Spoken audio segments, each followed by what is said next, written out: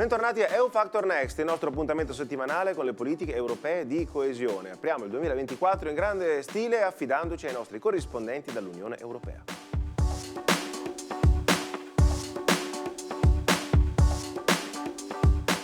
Cominciamo da Christoph Schweiger che lo scorso dicembre ha seguito per noi alcune tappe della Notte Europea dei Cinema, un evento che ha coinvolto oltre 85 diverse località nell'Unione Europea per un totale di 250 sale cinematografiche, offrendo proiezioni che hanno intanto una produzione europea alle spalle e poi che trattano argomenti considerati di grande interesse per l'Unione Europea stessa. Allora andiamo a sentire da Christoph il racconto di questa Notte Europea dei Cinema 2023. Mamá, ¿por qué soy así? Así como, cariño. Si Dios nos ha hecho perfectos. La Notte Europea dei Cinema è un evento in cui nell'intera Unione vengono proiettati e discussi film di vario genere per rafforzare il senso di comunità. Qui siamo a Groninga al Forum Building, dietro di me proiettano il film basco 20.000 specie di api, dato che fa pure un freddo cane. Dai, entriamo!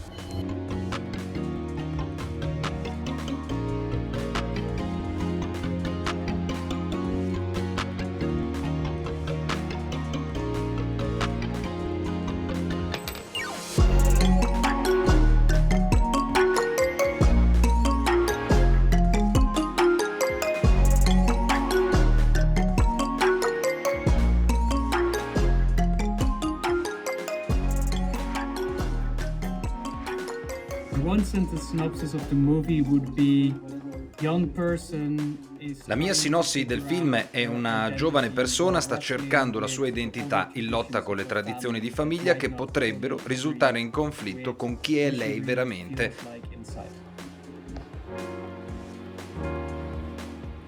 I think it's a fantastic idea, and if they are able to do that and support it. L'idea alla base della Notte Europea dei Cinema è fantastica, va supportata, ne ho visto gli effetti in prima persona. L'Europa è ancora un sistema sociale fragile, se riusciamo a trovare un sistema per rendere più solidi e significativi i nostri legami, tutti ne trarremo beneficio. Spero di vedere eventi come questo più spesso. So yes, a resounding yes, I think this is a good idea, and I hope to see more of it as well. Both cinemas in Europe wrestle. I cinema europei hanno il problema dell'età crescente del loro pubblico. Bisogna supportare maggiormente chi ha un'idea precisa di cosa fanno i giovani, cosa provano o amano consumare. Se li aiutiamo, i risultati saranno immediati.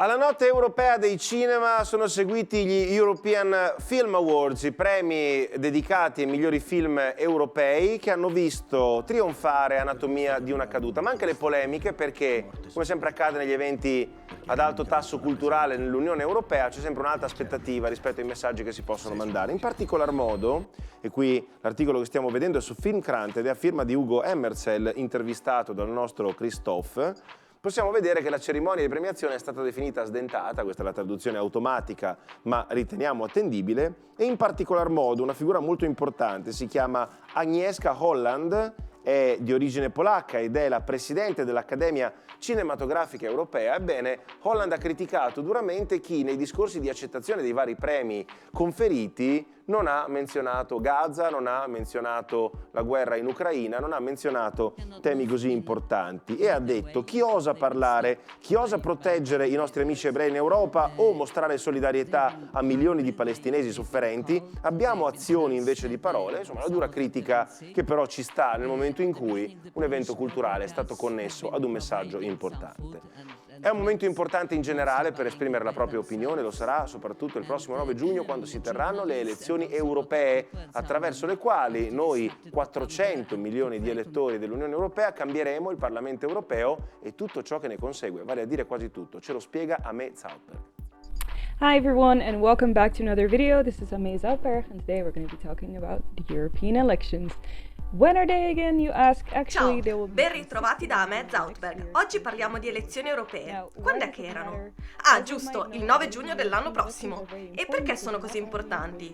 Beh, intanto perché voteremo i nuovi europarlamentari e poi perché quegli europarlamentari decideranno i futuri membri della Commissione europea. Quindi in pratica definiremo due istituzioni con un voto. Dunque perché è così importante?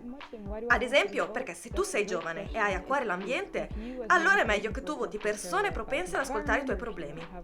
Altra domanda calda: per chi dovrei votare? La risposta è facilitata dal fatto che i partiti presenti in Europa sono più o meno gli stessi che trovi nel tuo paese. I socialisti, i popolari, la destra. Li conosci già, quindi puoi votarli anche in Europa. Oppure rimescolare le carte. Tieni presente che assieme a te in Europa ci sono altri 400 milioni di elettori, il che non significa che se non voti uguale, tutt'altro. I parlamentari europei sono 705, quindi sono sicura che ne troverai almeno uno perfetto per rappresentare le tue idee in Europa. Non sei ancora sicuro? Allora puoi porre le tue domande direttamente al Parlamento europeo, ad esempio a questo link, e ti verrà data risposta. Infine, ci sono uffici di rappresentanza dell'Unione Europea in quasi tutti i capoluoghi, dove oltre alle risposte, che resti tra noi, di solito ti offrono anche la merenda. Vai a trovarli e ci vediamo alle elezioni! So be sure to hit them up and I'll see you at the elections.